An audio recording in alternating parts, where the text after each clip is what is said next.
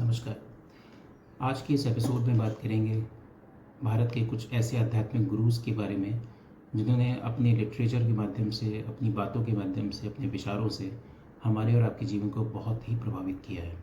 हालाँकि इसके पहले भी मैंने एक वीडियो बना चुका हूँ, कौन है हमारे असली गुरु पार्ट 1, जिसमें आप इस वीडियो का लिंक मैंने डिस्क्रिप्शन में दे रखा है, जिसमें आप जाके देख सकते हैं, जिसमें मैंने कुछ आध्यात्मिक गुरुज़ की बात की है। इस वीडियो में हम कुछ और आध्यात्मिक गुरुज़ की बात करेंगे। सबसे पहले हम बात करेंगे स्वामी विवेकानंद की। स्वामी विवेकानंद का नाम जब भी मैं लेता हूँ तो एक आंखों के सामने एक ऐसी पर्सनैलिटी, एक ऐसी तेजस्वी पर्सनैलिटी आती है जिसको आप हमेशा सुनना चाहेंगे, जिसको आप हमेशा जिसके विचारों से अवगत होना चाहेंगे। स्वामी विवेकानंद एक आध्यात्मिक गुरु, एक ऐसे आध्यात्मिक गुरु हैं जिन्होंने अपने विचारों से, अपने वेदांत दर्शन से हम सभी को बहुत प्रभावित किया। स्पेशली अगर आप इनकी स्वामी विवेकानंद की बात करिए तो इसमें इन्होंने बहुत सारे लिटरेचर दिए, जिसमें से ज्ञान योग, कर्म योग, ध्यान योग और क्रिया योग जैसे बहुत सारे लिटरेचर, बहुत सारी बुक्स उन्होंने प्रकाशित की। इन बुक्स में इन्होंने पूरी तरह से जो फोकस है वो स्पिरिचुअलिटी पर किया। और स्पेशली मुझे पर्सनली विवेकानंद जी की एक बात बहुत अच्छी लगती है कि उन्होंने एक हमेशा हेल्दी बॉडी यानी कि स्वास्थ्य पर बहुत फोकस किया है। एक फेमस उनकी हमेशा एक लाइन है कि अगर कोई व्यक्ति है तो उस व्यक्ति के एक हाथ में गीता होनी चाहिए और एक हाथ में फुटबॉल।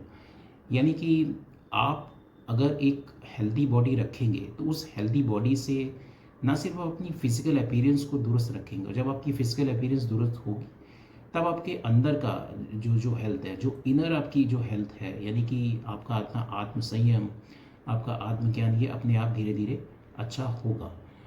और ऑफ कोर्स जो जो जो गीता की बात उन्होंने की, जो वेदांत की बात उन्होंने की, वो सब हमको बहुत ही ज़्यादा लाभकारी देता है। इसके अलावा स्वामी विवेकानंद की जो शिकागो की स्पीच है, जिस जिस स्पीच में इन्होंने पूरे भारत को एक विश्व गुरु का दर्जा ऑलमोस्ट दे दिया था, वो स्पीच अगर आपने नहीं पढ़ी, मुझे पूरी उम्मीद है वो स्पीच आपने कहीं ना कहीं उसके बारे में सुना होगा, कहीं ना कहीं उसके बारे में जाना होगा। लेकिन उस स्पीच के कुछ अंश और आई थिंक एक समरी टाइप की जो रिपोर्ट्स है वो भी यूट्यूब में अवेलेबल है। आपको अगर जब भी टाइम मिले तो उसको आप जाके देखिए। आप उस स्पीच की विजुअल्स को, आपको उनको देखने की ज़रूरत नहीं पड़ेगी। उनका उनका जो भाषण, उनका जो स्पीच देने का जो जो जो ऑरा है, वो सुन के ही आप मंत्रमुग्ध हो जाएंगे। आप देखिए, जब उन्होंने उस ज़माने में अपनी जब वो स्पीच शिकागो में दी थी यूएस में, इंडिया उस ज़माने में उतना डेवलप नहीं था, लोग उतने शिक्षित नहीं थे और हम गुलामी की बेड़ियों में जड़े हुए थे। लेकिन उस समय स्वामी विवेकानंद ने अपनी स्पीच के माध्यम से दुनिया को ये दिखाया कि क्यों भारत अध्यात्म की दुनिया में विश्व गुरु है, क्यों भारत सनातन धर्म को अपनाता है, क्यों भारत इतना आगे है। एक ऐसे भारत का उन्होंने एक संरचना दी, एक एक व्यू दिया दुनिया को, जिससे वो स्पीच इतिहास के पन्नों पर दर्ज हो गई। इसके अलावा आप स्वामी विवेकानंद की एक बात और मुझे अच्छी लगती है कि उन्होंने हमेशा फोकस किया कि जो इंडिया है, जो भारत है, उसमें जो गरीब लोग हैं, जो अशिक्षित लोग हैं, वो आगे आएँ, उनको हम लोग मदद करें, और जिससे कि भारत एक विकसित देश की तरफ आगे बढ़े। हालांकि आप स्वामी विवेकानंद के बारे में, वो एक आध्यात्मिक गुरु थे और उन्होंने योग क्रिया भी वगैरह काफ़ी सिखाई हैं, और बट वो एक अल्प आयु में चले गए। मतलब शायद उन्होंने 40वां साल भी पूरी तरह से नहीं देखा और वो इस कम एज में उनको इस दुनिया को छोड़ के जाना पड़ा। कई एक बातें हैं जो लोग थोड़ा सा उसको अलग अंदाज में लेते हैं, जिसमें लोग कहते हैं कि स्वामी विवेकानंद शायद मांस मछली भी खाया करते थे। तो मेरा अपना पर्सनल ओपिनियन इस विषय में ये है कि हम देखिए, जीवन एक यात्रा है और वो यात्रा स्वामी विवेकानंद की भी रही है। मेरा ऐसा अपना मानना है कि शायद अगर विवेकानंद जी कुछ और बरस जीते तो वो उनकी यात्रा वो और अच्छी होती। शायद वो, कोई नहीं जानता, हो सकता हो कि अपने जीवन के आखिरी छोरों में वो ये मांस मछली भी खाना छोड़ना चाहते हो। तो हमें और आपको ऐसे आध्यात्मिक ऐसे महागुरुस में जो अच्छी बातें हैं वो लेनी चाहिए, ना कि जो थोड़े बहुत धब्बे जो लोगों को दिखाई देते हैं उस पर फोकस करना चाहिए। ठीक है, उसके बाद हम बात करते हैं योगानंद जी की। योगानंद जी, श्री श्री परमहंस योगानंद जी एक बहुत बड़े आध्यात्मिक गुरु रहे हैं आज़ादी के पहले। उन्होंने अपनी क्रिया योग से एक क्रांति दी। अगर आप श्री श्री परमहंस योगानंद जी की बुक पढ़ें, जो कि बहुत ही फेमस बुक है, ऑटोबायोग्राफी ऑफ योगी, ये बुक इतनी फेमस बुक है, इतनी प्रख्यात बुक है, जिसमें चाहे आज की सेलिब्रिटीज़ हों या चाहे विराट कोहली हो या फिर पुरानी सेलिब्रिटीज़ हो, आप अगर एप्पल, इवन आप अगर बिलीव नहीं करेंगे कि अब सिर्फ ऐसा नहीं है कि इंडिया की सेलिब्रिटीज़, इवन बाहर के सेलिब्रिटी, जैसे आपने एप्पल के सीईओ स्टीव जॉब्स का नाम सुना होगा, और स्टीव जॉब्स ने ये बुक अपने टीनेज के दौरान ही पढ़ ली थी, ऑटोबायोग्राफी ऑफ योगी, और इस बुक से वो इतना प्रभावित हुए थे कि अपने जीवन के आखिरी दिनों में भी वो इस बुक को पढ़ते रहे। आपको अगर जानकारी हो तो स्टीव जॉब्स की जब डेथ हुई थी, तो उस डेथ में के बाद जो शांति पाठ की जो चीज़ें होती हैं, उसमें उन्होंने इस बुक की बहुत सारे अंश, बहुत सारे पब्लिश जो अंश होते हैं, बुक्स होते हैं, उस बुक्स को उन्होंने लोगों को दिलवाया गया था। मतलब उनके शांति पाठ में या उनके उस पर्टिकुलर फंक्शन में जो लोग आए थे, उन सारी बुक्स को उनको एक एक प्रति सबको दी गई थी। और ये सन 2011 की बात है शायद, और उस ड्यूरेशन में उसके बाद से इस बुक्स की पब्लिसिटी और 4 गुना 10 गुना तेज हो गई थी। अगर इनके बैकग्राउंड की बात करें श्री श्री रामकृष्ण परमहंस योगानंद जी की, तो परमहंस योगानंद जी आप देखेंगे तो क्रिया योग कहाँ से आया, तो ऐसा माना जाता है, ऐसा कहा जाता है कि महाभारत के समय श्री कृष्ण भगवान ने इस अर्जुन को क्रिया योग के बारे में शिक्षा दी थी, और उसके बाद ये क्रिया योग कहीं पे लुप्त हो गया, कहीं पे खो गया। और उसके बाद जो महाअवतार बाबा जी हैं, जिनको महाबाबा जी या महाअवतार बाबा जी कहा जाता है, उन्होंने इस क्रिया योग को चालू किया और अपने शिष्य लहरी महाशय को ये क्रिया योग की विधि सिखाई। फिर लहरी महाशय ने युक्तेश्वर गिरी जी को ये क्रिया योग की विधि सिखाई, और फाइनली जो युक्तेश्वर गिरी जी हैं, उन्होंने ये योगानंद जी को ये क्रिया योग की विधि सिखाई, और तब से ये लेगेसी चली आ रही है क्रिया योग की। लेकिन योगानंद जी ने स्पेशली इस क्रिया योग को पूरी दुनिया में फैलाया। स्पेशली उन्होंने पश्चिम में यानी कि यूएस में इस क्रिया योग को बहुत बहुत आगे बढ़ाया, अपनी स्पिरिचुअलिटी को बहुत आगे बढ़ाया, और उन्होंने अपने समय में ही YSS यानी कि योगानंद सत्संग सोसाइटी की स्थापना करी। और इस YSS यानी कि योगानंद सत्संग सोसाइटी की जो जर्नी है वो बहुत पुरानी है, और आप आज भी YSS जगह जगह आपको मिल जाएंगे। स्पेशली अगर आप गूगल करेंगे तो आप जहाँ भी जिस शहर में, चाहे वो छोटा शहर हो या बड़ा शहर हो, उसमें आपको YSS के जो आश्रम है वो दिख जाएंगे। इवन मेरे ऑफिस के भी जस्ट बगल में साइड में उसका एक YSS का एक आश्रम भी है, मैं उसमें गया हूँ।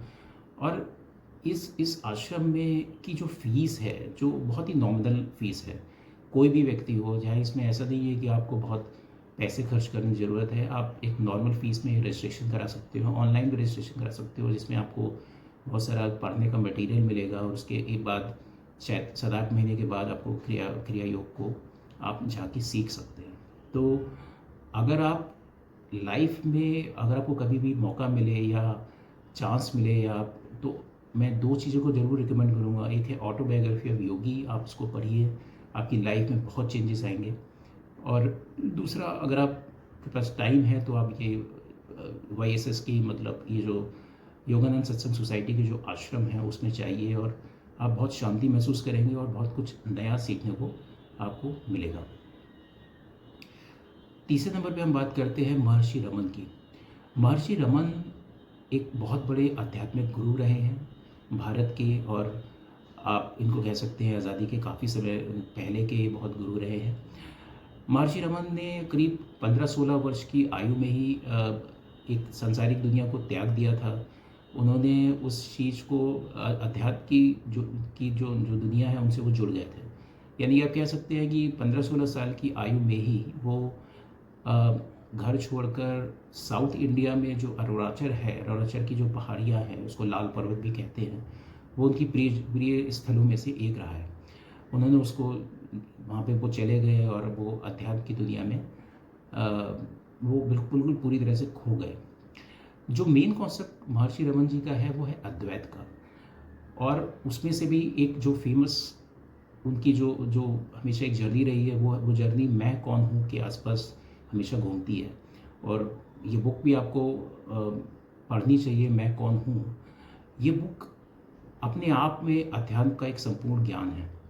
इसमें आप पाएंगे कि जब जब आप कहते हैं कि मैं कौन हूँ, तो वो आपको दिखाता है कि एक आपका आपका आत्मज्ञान को दिखाने के लिए आप समझ पाएंगे कि मैं एग्जैक्टली सिर्फ एक एक बॉडी नहीं हूँ, मैं सिर्फ एग्जैक्टली एक एक अहम नहीं हूँ। मीन्स आपके अंदर का जो अहम है, यानी कि आपकी जो मन है, जो बुद्धि है, जो इंद्रियां हैं, वो सब जब डिज़ोल्व हो जाती हैं तो एक जो जो चेतना बचती है, जो सेल्फ बचता है, वो एग्जैक्टली आपको दिखाता है कि आप कौन हैं। और इस चीज़ को मैं कौन हूँ की बुक में बहुत अच्छे तरीके से समझाया गया है, जिसमें आत्मज्ञान की बात की गई है। और जो महर्षि रमन जी हैं, उन्होंने इस चीज़ को बहुत ही कहते हैं कि लोग जब आज़ादी के पहले उनके पास, उनके आश्रम में पहाड़ियों पर जाते थे अपनी प्रॉब्लम्स को, अपनी समस्याओं को लेके, तो महर्षि रमन जी सिर्फ और सिर्फ आँखों को देख के ही उनकी बातों को समझ जाते थे और उनकी प्रॉब्लम्स को वो उसका सोल्यूशन भी देते थे। सिर्फ इंडियंस ही नहीं, बहुत सारे फॉरेनर्स लोग भी वहाँ पर आते थे और उनको समझते थे। शायद यही वो वजह है कि महर्षि रमन जी को भगवान महर्षि रमन जी के तौर पर भी जाना जाता है। आपको कभी भी अगर टाइम मिलता है तो मैं रिकमेंड करूँगा कि आप मैं कौन हूँ, ये बुक्स को पढ़ें, महर्षि रमन जी के बारे में जानें। आपको अपने जीवन में बहुत कुछ चेंजेस देखने को मिलेंगे। आखिरी में हम बात करेंगे जिद्दू कृष्णमूर्ति जी, जे कृष्णमूर्ति जी की। जे कृष्णमूर्ति जी भी बहुत बड़े आध्यात्मिक गुरु रहे हैं।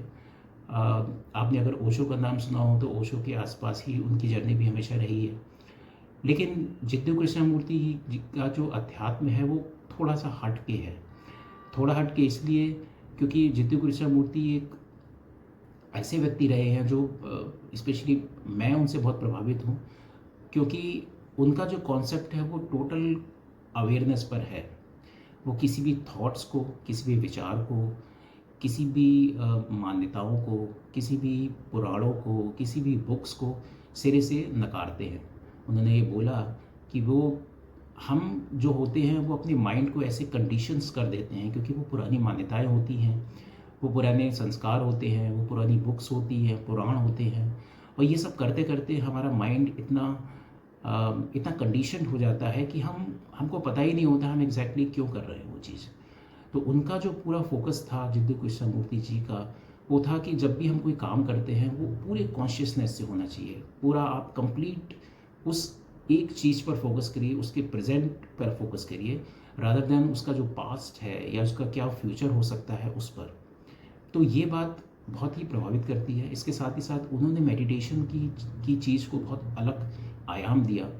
उन्होंने बोला कि मेडिटेशन के जो टूल्स हैं, जितने भी मेडिटेशन टूल्स हमें बताए जाते हैं कि हम पंथी मार के बैठें, हम ध्यान करें, हम नाम जपें, और तभी हम मेडिटेशन की दुनिया में जा सकते हैं। जबकि जिद्दू कृष्णमूर्ति की फेमस बुक है फ्रीडम फ्रॉम नोन और इंटेलिजेंस अवेकनिंग। आप इन बुक्स को जब आप पढ़ते हैं तो आपको जानते हैं, आप जान पाते हैं कि एक्चुअली अध्यात्म है क्या, मेडिटेशन है क्या। मतलब मेडिटेशन में कभी कुछ करने की ज़रूरत नहीं होती। Meditation is not about controlling your mind, meditation is about free of your mind. आप अपने विचारों को छोड़ दीजिए। आप ये समझिए कि आप एक ऐसी चीज़ के अंदर पूरा कंप्लीटली आप फोकस कर रहे हैं जिसमें आपको घड़ी देखने की ज़रूरत नहीं पड़ेगी। जैसे कि कोई बच्चा जब कुछ किसी एक्टिविटी करता है, कोई छोटा बच्चा कोई कलरिंग एक्टिविटी या कोई ऐसी एक्टिविटी जिसमें वो पूरी तरह से खो जाता है, और उस खोने के बाद एकाएक आप देखते हैं कि अरे मेरा 2 घंटे का टाइम ऐसे ही बीत गया। वो जो है टाइम, वो टाइम एक मेडिटेशन है। इस तरह से जिद्दू कृष्णमूर्ति ने मेडिटेशन की जर्नी को बहुत ही अलग अंदाज में समझाया है। एक ऐसे व्यक्ति रहे हैं जिन्होंने हमेशा सत्य की का साथ दिया है, सत्य की तरफ देखा है। यही एक वजह है कि जब जिद्दू कृष्णमूर्ति जी शायद 92 ईयर्स की एज में उनकी मृत्यु हुई, और मृत्यु के कुछ समय पहले जब उनसे पूछा गया कि आपको क्या लगता है कि आपने कितने लोगों के जीवन को प्रभावित किया और कौन-कौन से कितने लोग आपकी बातों को समझ पाए और फॉलो कर पाए। तो जिद्दू कृष्णमूर्ति ने खुद कहा कि शायद मैंने अपनी बातों से बहुत लोगों को ज़रूर प्रभावित किया हो, लेकिन कोई भी ऐसा इंसान नहीं है जो मेरी बातों को फॉलो कर पाया।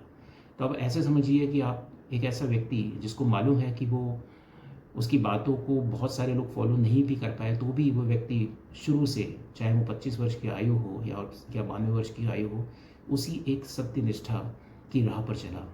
ऐसे वो लोग ही शायद मर्यादा पुरुषोत्तम राम कहलाते हैं। आप आध्यात्मिक गुरुज़ के बारे में क्या सोचते हैं? आपको क्या लगता है? उसके बारे में कमेंट करके ज़रूर बताइए। Thank you so much.